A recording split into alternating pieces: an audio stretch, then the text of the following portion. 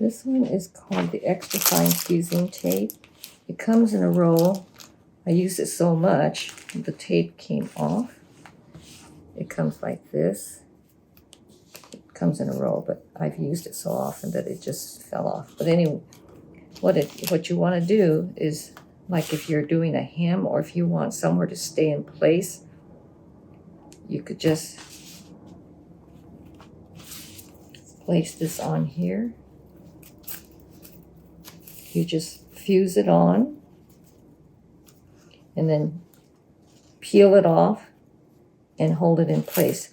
And this is what it looks like. It just stays, which is great. I used it when I did this here.